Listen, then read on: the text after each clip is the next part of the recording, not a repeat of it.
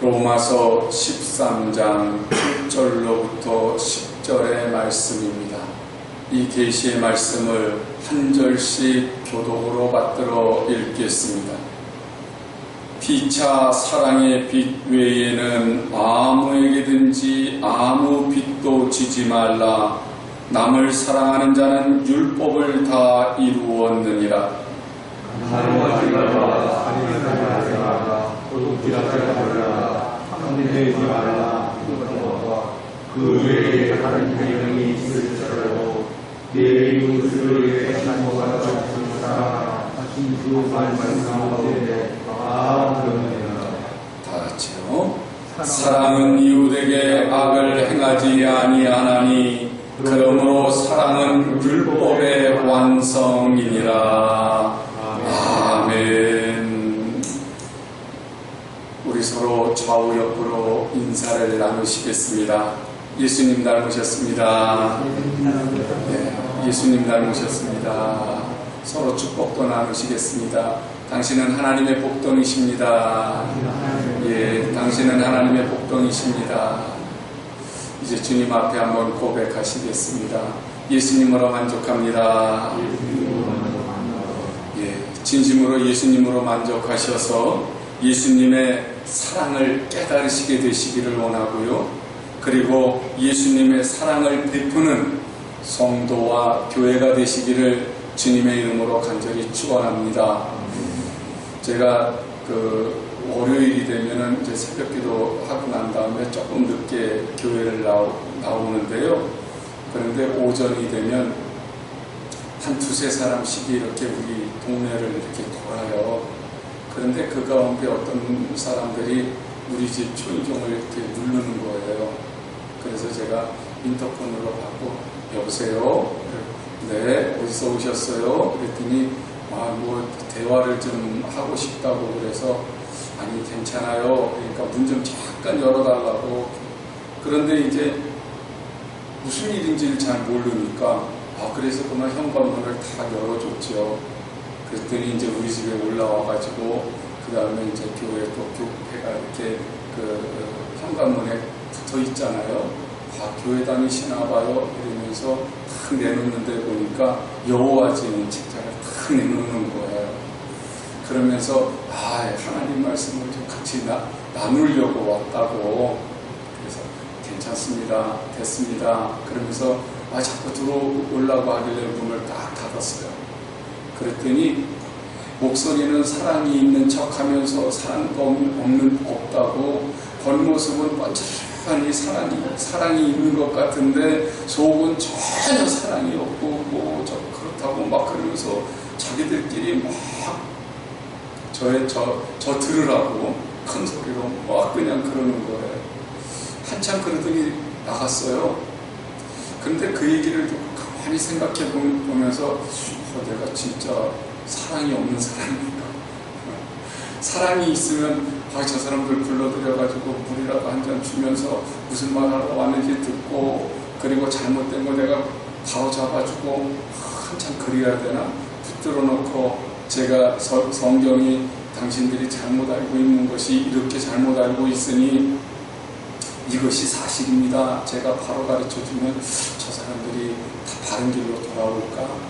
그랬어야 진짜 사랑하는 건데 내가 이 사랑이 모자른가? 그러면서 이제 하나님 말씀이 떠오르더라고요. 네 이웃을 네 몸과 같이 사랑하라 그러셨는데 그냥 네 이웃을 사랑하라 이렇게 했기만 했어도 덜 부담스러울 텐데, 그것도 부담스럽잖아요. 네 이웃을 사랑하라고 하는 그 말씀 자체도 부담스러운데 내 몸과 같이 사랑하라고 해놓으시니 얼마나 부담이 되는지 몰라요. 그런데 여호와 증인을 만났음으로 인해서 그게 부담스럽기만 한 게 아니고요. 교회에 나와서 이렇게 이제 설교 준비하고 이러면서 교회에 있다 보면 국어를 하러 오는 분들이 가끔 계세요. 그런데 와가지고 국어를 할 때면 제가 다행히도 그 주머니에 돈이 있으면 그래도 5,000원씩 10,000원씩 드리거든요. 이게 또 소문났는지 우리 교회 또 잘 준다고 소문났는지 잘 오세요, 자주 와, 자기들끼리 또 이게 또 소문을 내나 봐요. 그런데 이게 어떤 때는 주머니가 텅텅 빌 때가 많아요. 그래 왔을 때 아유 죄송해요, 다음에 오세요. 그러면 그냥 가면 좋은데 사랑이 없다, 목사님이 사랑이 없다고. 그러면 이게 말입니다, 굉장히 부담이 돼요. 그냥 나가는 게 아니라 이 사랑이 없다고 그러니까 제 약점을 찔린 것 같아가지고 제가 그 사람들을 보면 뭔가 그냥 이웃을 위해서 그러지 않아도 뭔가를 해야 될 것 같고 또 그냥 그 도와주는 것이 있어야 될 것 같고 그러지 않아도 늘 기도할 때마다 이 지역에 빛이 되게 해주시고 선한 영향력을 끼치는 교회가 되게 해달라고 기도를 했기 때문에 무슨 의무감을 갖게 돼요. 그 사람들이 오면 막 짜장면 값이라도 줘야 될 것 같은 막 의무감이 있는데 나가면서 목사님이 사랑이 없다고 이런 말은 완전히 제 가슴에 비수를 꽂고가는 것과 같은 그런 부담이 들 때가 있어요. 그래서 내가 그럼 이것을 내 이웃을 내 몸과 같이 사랑하라, 이 말씀을 어떻게 받아들여야 될까? 요즘 아주 9월 들어서 사랑에 대한 그 설교를 준비를 하면서 굉장히 거룩한 부담을 가지고 있습니다. 그런데 오늘 본문 말씀을 붙들고 기도를 하면서 준비를 하다가 한편으로는 제 무거운 짐을 일부분을 내려놓는 그 말씀이 딱 있어가지고 얼마나 반가웠는지 몰라요. 8절의 말씀을 보니까요, 피차 사랑의 빛 외에는 아무에게든지 아무 빛도 지지 말라, 남을 사랑하는 자는 율법을 다 이루었느니라, 그렇게 말씀을 하세요. 근데 처음 제가 이 말씀을 읽을 때 예전에는 남을 사랑하는 자는 율법을 다 이루었다는 말씀이 먼저 늘 들어왔었거든요. 그런데 하나님이 제 마음에 부담을 하셨는지 피차 사랑의 빛 외에는 이 말씀이 이번에는 눈에 크게 들어오더라고요. 피차 그 말이 갑자기 왜 이렇게 은혜가 되는지 피차가 무슨 말인지 아시잖아요. 서로 사랑이라고 하는 게 일방적으로 나만 베푸는 게 아니라 어떻게 하라고요? 서로 그 말씀이 제 마음에 탁 들어오면서 제가 마음을 탁 놓는 게 뭐냐면 사랑을 받는 것은 일방적인 게 아니다. 사랑을 주고받는 것은요, 당연한 것이기는 하지만 사랑받는다고 하는 것이 권리는 아니다. 그래서 나한테 사랑 없다고 하는 사람들을 가만히 생각해 보면서 무슨 생각을 했냐면, 당신들이 나한테 사랑을 줘봤습니까? 사랑을 나한테 줘보지도 않고 나한테만 달라고 그래. 왜 자꾸 권리만 요구하는 거야? 그 생각이 드니까 이 말씀이 갑자기 은혜가 되는 거예요.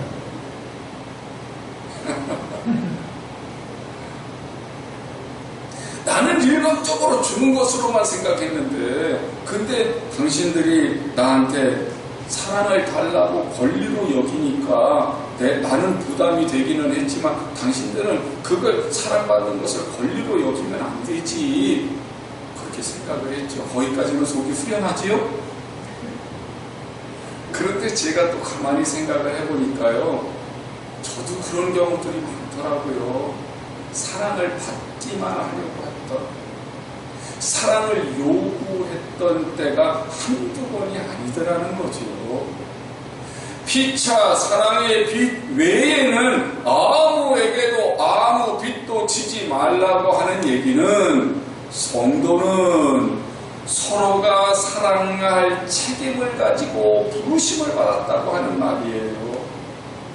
나는 사랑을 받기만 하려고 했던 존재였었는데 주님이 나를 부르신 것은 내가 사랑을 주는 존재, 사랑을 받으려고만 하는 것이 아니라 사랑을 줄 줄 아는 존재. 왜냐하면 내가 사랑받은 것은 빛을 얻은 거니까. 그러니까 내가 다른 사람에게 사랑을 받지 못했다고 해서 서운해할 필요가 없는 거예요. 왜냐하면 내가 그 사람의 사랑을 받으려면 그 사람에게 내가 사랑을 줘야지. 사랑을 주었어야 그 사람이 나를 사랑하지 않았을 때 서운해도 돼. 그런데 나는 그 사람을 사랑하지도 않아 놓고 그 사람이 나에게 사랑을 안 준다고 하는 것은 이기적인 거란 말이에요. 이 이기적인 것이, 자기 중심적인 것이 사랑을 억지스럽게 만든다는 겁니다. 우리는 이성적으로 잘 알아요. 잘못된 사랑과 참 사랑에 대해서 우리는 구별할 줄 알잖아요. 잘못된 사랑은 뭡니까? 내가 이기적인 생각을 가지고 상대방의 희생을 요구하는 사랑, 그건 잘못된 사랑이잖아요. 무조건 나만 사랑해달라고 하는 것은 잘못된 사랑이란 말이에요. 그거는 정말 자기중심적이고 조건적인 사랑이거든요. 그러다 보니까 나를 좋아하는 사람은 좋아하고 나를 싫어하는 사람은 싫어하는 거, 이것은 완전히 하나님을 알지 못하는 세상 사람들이 하는 사랑 아닙니까?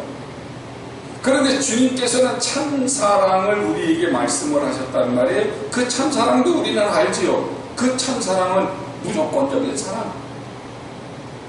내가 받는 것이 아니라 그냥 주는 거. 상대방을 위해서, 상대방의 행복을 위해서, 상대방을 세워주기 위해서 연약함을 도와주는 거, 그런 것들이 무조건적인 사랑 아니겠어요? 그런데 문제는 우리가 그 사랑을 완벽하게 하나님 말씀대로 할 수 있는 능력이 우리에게는 없다는 거죠. 윌리엄 반스콘이라고 하는 사람이 사랑의 위험이라고 하는 책을 썼는데요. 그 사랑의 위험이라고 하는 책을 아주 한마디로 요약을 하면, 인간의 진정한 문제는, 모든 인간들의 문제는 예수님께서 하신 그 참된 사랑, 무조건적인 사랑을 완벽하게 할 수 있는 사람이 없다는 거예요. 그게 우리의 약점이죠. 우리가 하나님의 형상을 잃어버린 그 모습이 바로 뭐냐면, 하나님께서 원하시는 완전한 사랑, 무조건적인 사랑을 완벽하게 할 수 있는 사람은 인간들 가운데는 없다는 거예요. 우리는 간절하게 참된 사랑을 원합니다. 그 사랑을 받기도 원하고 하기도 원해요. 그런데 그 완전한 사랑, 무조건적인 사랑을 할 수 있는 사람은 한 사람도 없어요. 사람의 언어 중에서, 인간이 쓰는 언어 중에서 가장 아름다운 언어는 사랑한다는 말이에요. 사랑해. 그 말이 가장 아름다운 언어거든요. 그런데 문제는요, 우리가 사랑해야 될 사람, 또 나를 사랑하는 그런 사람들, 또 내가 사랑해야 될 사람들이 주변에 많지만, 내가 사랑을 하기는 해야 되지만 지독하게 사랑하기 어려운 사람들이 더 많다는 거예요. 사랑하고 싶은데, 사랑해야 되는 것도 아는데 도무지 사랑을 주고 싶지 않은 사람, 사랑하기 너무너무 힘든 사람이 우리 주변에 더 많다는 거예요. 그렇기 때문에 우리는 사랑하기 쉬운 것만 사랑하죠. 사랑하기 쉬운 것만 사랑한다는 말은 나를 좋아하는 사람만 사랑해요. 그래서 우리들이 하나님을 믿기는 하지만 완전한 사랑을 이루지 못하는 것이 우리들이 지금도 하나님의 형상을 닮아가는 과정 속에서 겪는 딜레마라는 거죠. 그런데 주님은요, 우리가 완벽하게 주님의 사랑을 다 하지는 못하지만 그럼에도 불구하고 흉내라도 내기를 주님은 원하세요. 예수님이 계셨던 그 당시, 예수님의 시대에 문둥병 있잖아요. 나병은요, 부정한 사람들이 걸리는 하나님의 형벌로 여겼었어요. 그래서 나병에 걸리면 이 부정한 존재로 여겨서 이제 사회에서 격리시키는 것은 뭐 말할 것도 없고요. 그 사람들이 혹시라도 나병 환자인지 모르고 다른 사람들이 이렇게 접근을 하면 이 나병 환자들 스스로가 부정하다, 자기 자신이 부정하다고 하는 것을 사람들에게 알려야 됐어요. 이건 얼마나 힘든 일인지 몰라요. 왜냐하면 자기 몸에 병이 걸린 것만 해도 너무나도 힘들고 아프고 괴로운데, 그런데 자기 자신이 부정하다고, 난 하나님한테 벌 받았다고 하는 사실을 사람들에게 막 그냥 외쳐야 되는 것은요, 몸이 아픈 것 그 이상으로 더 아픈 거예요. 마음이 아픈 거예요. 괴로운 거예요. 살만한 가치가 없다고 자기 스스로를 여기는 거기 때문에 얼마나 슬픈 일인지 몰라요. 그런데 그 당시에 주님께서 그 나병 환자들을 만나셨어요. 부정한 사람들이에요. 부정한 사람들이기 때문에 감히 주님이 다가오시면 나는 부정하다고 외쳐야 되는 사람들이에요. 그런데 주님은 다가가셔서 그들을 어루만지시고 그들에게 정말 인생을 살면서의 그 하나님께로부터 버림받았다고 하는 그 낙오를 치워버려 주시죠. 그리고 고쳐주시는 겁니다. 마태복음 8장 4절의 말씀을 보면 나병 환자를 고쳐주시고요, 예수님이 이렇게 말씀을 하세요. 제사장에게 가서 보여라. 그리고 모세가 너희들에게 명한 그 예물을 하나님 앞에 드리고 입증해라. 그래, 입증해라. 이 말이 무슨 말인지 아십니까? 주님은 성도들에게, 제자들에게 명령하세요. 너희는 예루살렘과 유다와 사마리아와 땅끝까지 내 증인이 되라 그러시잖아요. 그 증인이 되라고 하는 말과 입증하라고 하는 말이 같은 헬라 말이에요. 그러니까 주님께서는요, 이 부정한 존재, 벌받은 사람들이라고 여기는 이 사람들을 사회에서 지탄하고 따돌리고 이 힘들고 어려워하는 이 사람들을 찾아가셔서 그들을 고치시면서 그들에게 무조건적인 사랑을 베풀어 주신 것들에 대해서 너희들이 증인이 되어라. 사람들에게 가서 외쳐라. 내가 하나님의 사랑을 받았노라. 내가 하나님의 은혜를 받았노라고 증거하라는 거예요. 그러니까 자기가 고침받은 사실을 증거하는 것, 그것을 입증할 때에 그것이 곧 뭐겠어요? 복음을 전하는 거죠. 내가 하나님을 알기 전에는 내가 죄인인 것도 몰랐어요. 우리는 주님을 사랑하기 이전에 내가 주님을 사랑한 적이 없었을 때에 주님은 나를 위해서 죽으셨어요. 그리고 그 사랑을 나로 하여금 깨닫게 하심으로 말미암아 내가 그 사랑을 받게 되었고, 많은 죄와 사망과 저주 가운데 있던 내가 하나님의 자녀가 되었단 말입니다. 그래서 그 무조건적인 사랑, 내가 죄인이 되었을 때에, 내가 하나님을 사랑하지 않았을 때에 죽으신 그 무조건적인 사랑은 오직 하나님만 하실 수 있는 사랑이었거든요. 그 사랑을 입어서 내가 하나님의 자녀가 되었기 때문에 주님은 나한테 뭐라고 말씀하시냐면, 그 사랑을 예루살렘과 온 유대와 사마리아와 땅끝까지 이르러 입증해라. 우리가 주님께 빚을 졌어요. 주님의 사랑을 입었으니까 빚을 졌잖아요. 그러면 빚은 어떻게 해야 돼요? 갚아야 되는 거죠.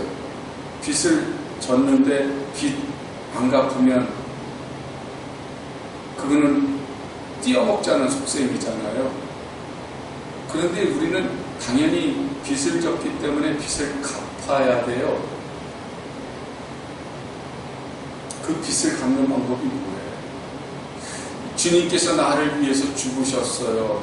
나를 모든 죄악과 저주와 사망과 마귀의 손아귀에서 건져내셨어요. 그 사랑을 내가 받았어요. 그 빚을 갚는 방법이 뭐예요? 그게 바로 이웃을 사랑하고 하나님을 사랑하는 거예요. 그래서 예수님께서 내 이웃을 내 몸과 같이 사랑하고 내 목숨을 다해서 주 너희 하나님을 사랑하라. 이 계명 안에 모든 율법이 다 들어있다. 그렇게 말씀을 하시잖아요. 오늘 사도 바울도 남을 사랑하는 자는 율법을 다 이루었다. 그렇게 얘기를 하거든요. 그러면서 9절과 10절에 계속해서 뭐라고 말씀을 하냐면 간음하지 마라, 살인하지 마라, 도둑질하지 마라, 탐내지 마라. 이게 십계명이에요. 사람을 향한 십계명인데 이것 말고도 다른 계명이 있을지라도 내 이웃을 내 자신과 같이 사랑하라 하신 그 말씀 가운데 다 들어있다. 사랑은 이웃에게 악을 행하지 아니하나니 그러므로 사랑은 율법의 완성이니라. 그렇게 얘기를 하는 것을 볼 수 있어요. 그래요. 우리가 하나님을 사랑한다고 하면 하나님께 예배하지요. 그럼 안식일을 지키는 거, 하나님의 이름을 망령되이 일컫는 거, 그런 거 하지 않잖아요. 하나님 사랑하는 것으로 하나님께 대한 계명을 다 지켜요. 사람을 사랑하는 것으로 우리는 간음하지 않고 살인하지 않고 도둑질하지 않고 탐내지 않고 거짓말하지 않아요. 하나님이 계명을 주신 것은요, 하나님께서 나에게 베풀어 주신 은혜를 늘 기억하고 하나님의 백성다운 삶을 살게 하시려고 계명을 주신 거예요. 그 계명을 지킴으로 말미암아서 천국 가는 게 아니고, 내가 하나님의 은혜를 입었기 때문에, 내가 하나님의 사랑을 받았기 때문에, 그래서 내가 하나님의 자녀가 되었기 때문에 내가 하나님의 자녀다운 삶을 사는 것으로 천국을 누리는 생활을 할 수 있기 때문에 계명을 주신 거예요. 하나님을 사랑하면 우상 섬기지 않는 것처럼, 하나님을 사랑하면 안식일을 잘 지키는 것처럼, 우리가 사람을 사랑하면 간음하지 않고 살인하지 않고 도둑질하지 않아요. 이것이 하나님의 자녀다운 삶을 살아가는 거거든요. 율법을 지키는 것으로 구원받는 것이 아니에요. 착한 일을 했기 때문에 구원받는 것은 아니에요. 이미 구원받았기 때문에 하나님의 자녀다운 삶을 살라는 거죠.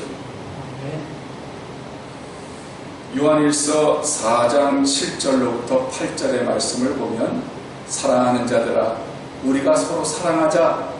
사랑은 하나님께 속한 것이니 사랑하는 자마다 하나님으로부터 나서 하나님을 알고, 사랑하지 아니하는 자는 하나님을 알지 못하나니 이는 하나님은 사랑이심이니라. 그렇게 얘기를 하거든요.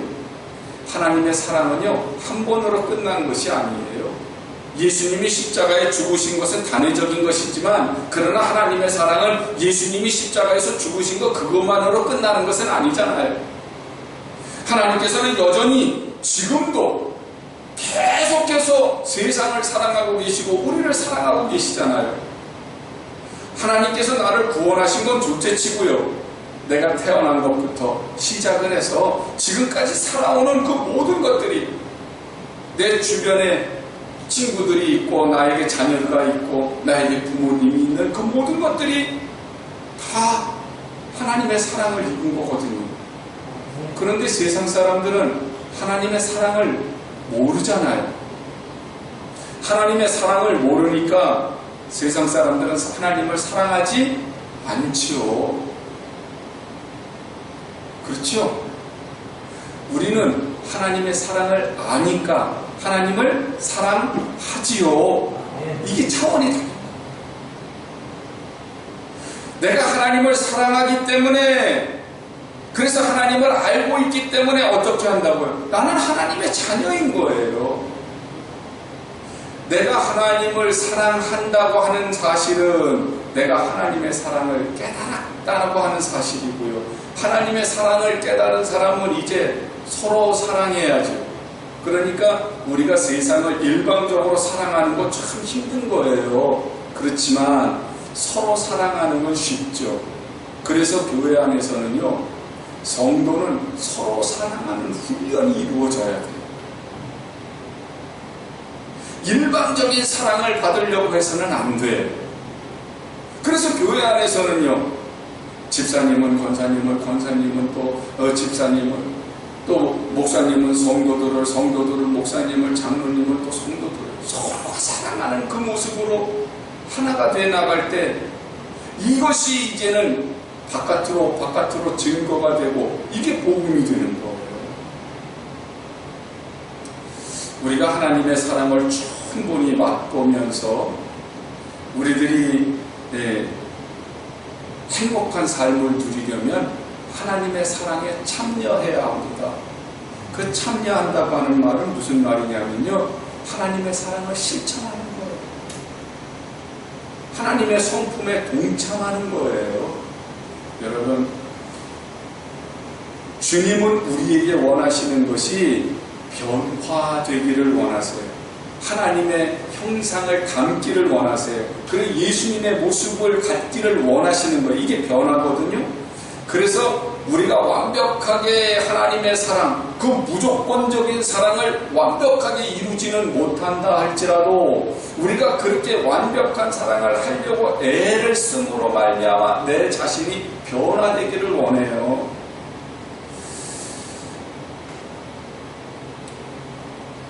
우리가 예수를 믿는다고 하면서도 부모님께 효도를 못하는 경우들이 많습니다.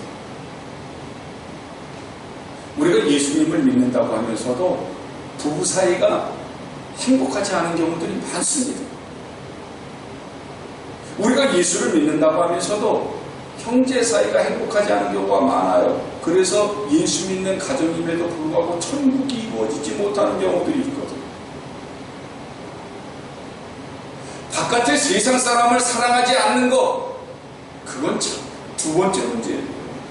주님이 원하시는 것은 내가 변해서 내 가정을 천국으로 만드는 것. 내가 변해서 내가 지금 주님의 지체로 있는 이 교회를 천국으로 만드는 것. 주님은 먼저 그걸 원하시니까 성경에 너희가 서로 사랑하라고 그렇게 요청하시는 거예요. 내가 사랑하라고 하시는 것이 아니라 너희가 서로 피차에. 오늘 우리들이 우리의 가정을 천국으로 만들지 못하고 복음을 전한다고요? 우리 교회를 천국으로 만들지 못하고 세상에 빛이 된다고요? 이것은 일어서지도 못하면서 먼저 뛰려고 하는 조급함에 불과해요. 여러분, 이웃을 내 몸처럼 사랑하라고 하는 것은 조건 없는 사랑이거든요. 이 사랑의 실천이 어디에서부터 일어나야 되냐? 내 가정에서부터 일어나야 돼요. 아까도 말씀드렸습니다만 부부 사이에 서로가 사랑하는데 조건 있는 사랑이 돼버리면 거기에는 천국이 이루어질 수가 없습니다. 네가 나를 사랑하니까 내가 너를 사랑한다. 사랑은 어떤 거라고요? 빚진 거라고요. 그러면 내가 먼저 사랑해서 빚을 줘야 빚을 받죠. 그런 것처럼 조건 없는 사랑은 내가 먼저 주는 사랑이거든요.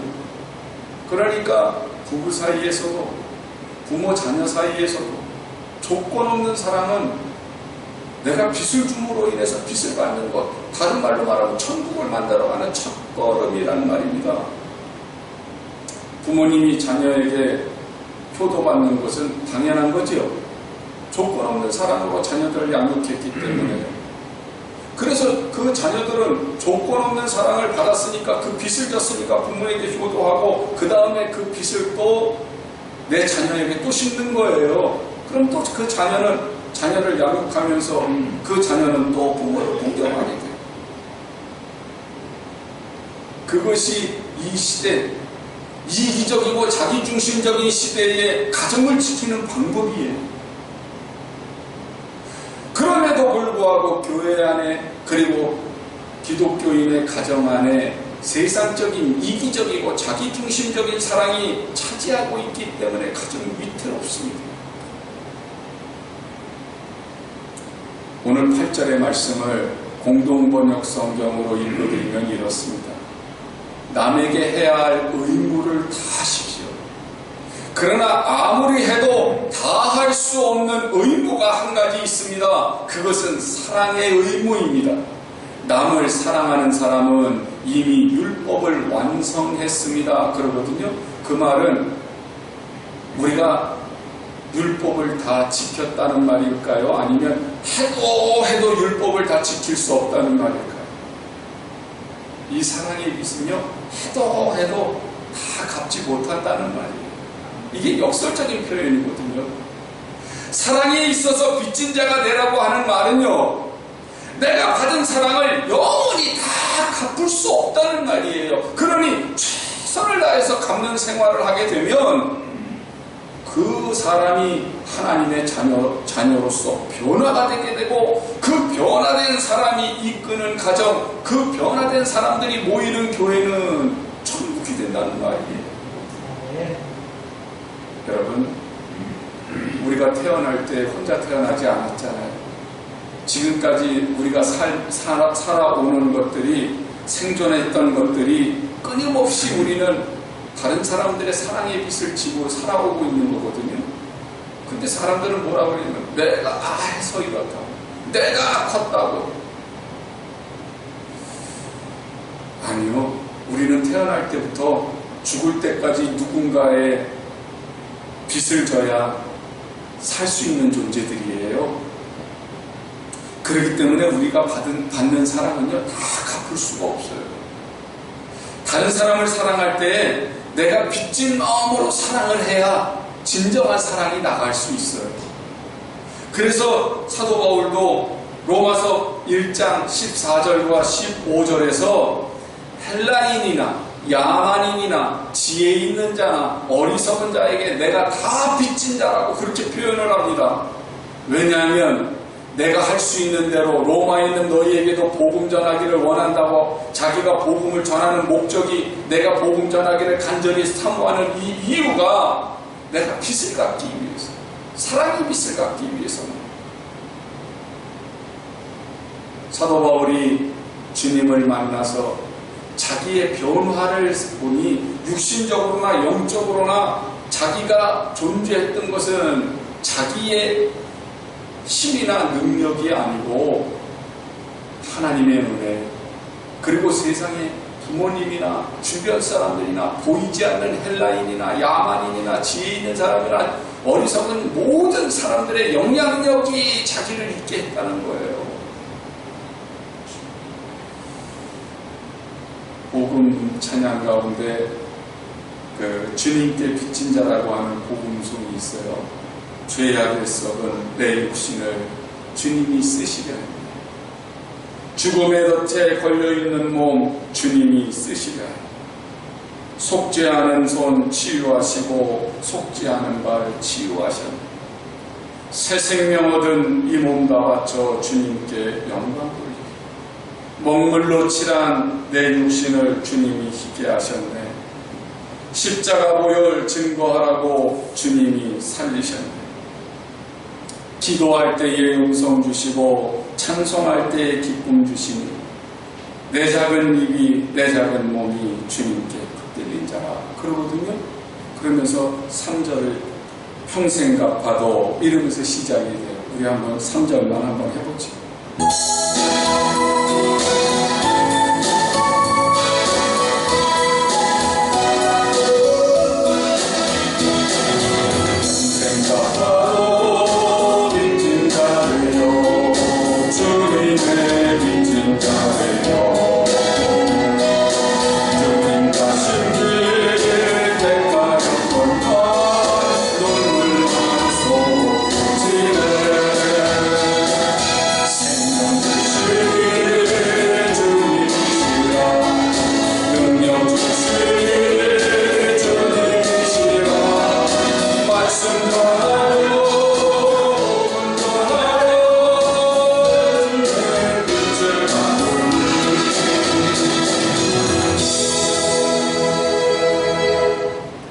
할렐루야. 우리가 주님의 빚을 갚는다는 마음을 가지고 서로 사랑한다면 사랑은 쉽습니다. 그런데 내가 이 사랑을 하는 것이 억울하다고 느끼니까 사랑이 어렵습니다. 주님이 우리를 주님의 몸된 교회에 모으셔서 주님의 지체가 되게 하신 것, 그리고 서로 사랑하게 하시는 것은 우리로 하여금 변화되기를 원하시는 거예요. 예수님의 마음을 갖고 변화되기를. 그런데 우리가 이 주님의 의도를 모르니까 이게 부담이 돼요. 그리고 세상 사람들은 우리의 약점을 파고들어요. 하나님이 사랑하라고 하셨는데 너희는 사랑하지 못하네. 그리고 우리를 지탄하는 데 사용하고요. 사탄 마귀는 우리의 그 약점을 파고들어서 마치 내가 구원받지 못한 사람처럼, 하나님의 자녀가 되지 못한 사람처럼 나를 쥐고 흔들 때가 있어요. 그런데 여러분, 주님은 이미 나를 구원하셨어요. 그리고 나를 부르신 것은 내가 내 가정을, 내 교회를 먼저 사랑의 공동체로 만들어서 나로 하여금 변화된 하나님의 자녀로서 실천하게 하고, 그리고 더 나아가서 이제는 내가 먼저 기고 걸을 줄 알 때 세상을 향해서 사랑을 베푸는 뛰는 것을 하고라고 우리에게 요청하시는 거죠.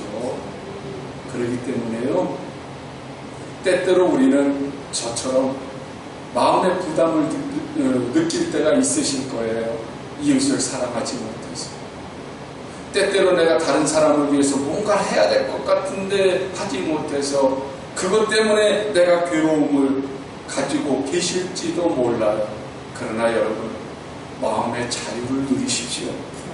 하나님이 나에게 사랑하라고 하시는 것은 내가 사랑하지 못했기 때문에 지옥 가는 존재가 아니고요, 하나님의 자녀다운 삶을 살게 하시려고 그러는 거예요.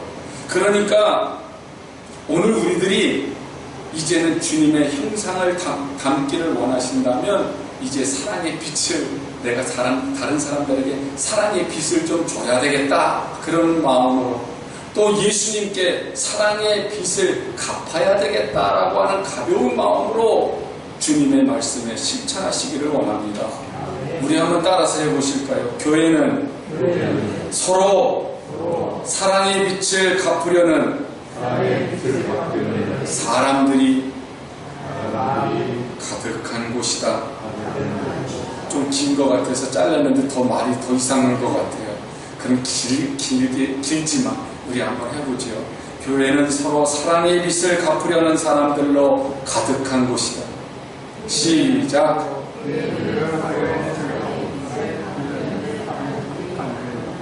할렐루야. 아유, 역시 저보다 나으세요. 아이, 저는 입이 너무 길어가지고 못 따라할 것 같아서 잘랐더니. 그러니까 우리는 사랑의 빚쟁이들이에요. 채무자들이라고요. 그러니 우리가 이제는 이 교회 안에서 서로 사랑을 베푸는 것은 빚을 갚는 거예요. 한 걸음 더 나아가 볼까요? 천국은 서로 사랑의 빚을 갚는 곳이다. 할렐루야. 천국이 서로 사랑의 빚을 갚는 곳이라고 한다면 이제 우리 집이 천국이 되려면 어떻게 하면 돼요? 서로 사랑의 빚을 갚으면 되는 거예요. 교회가 천국이 되려면 어떻게 하면 돼요? 서로 사랑의 빚을 갚으면 되는 거예요. 그러니 내가 사랑받으려고만 하지 마시고 이제는 사랑의 빚을 갚는 심정으로 서로 사랑하시자고요. 이것이 증거가 돼서 일부러 내가 세상에 찾아다니면서 예수 믿으라고 전도하지 않아도 하나님의 사랑의 빛을 나타내는 증인이 되고 그런 교회가 되면 자동적으로 이 지역에 선한 영향력을 끼치지 않겠어요? 그러면 틀림없이 하나님께서 우리를 하나님의 형상을 회복한 아름다운 모습으로 사용하셔서 이 지역의 많은 사람들도 하나님의 자녀로 부르시는 일에 우리 교회를 그리고 여러분과 저를 사용하실 줄로 믿습니다. 부디 사랑을 통해서 천국을 누리시고 아름답고 행복한 가정과 교회를 만들어내시기를 주님의 이름으로 간절히 축원합니다. 기도하시겠습니다.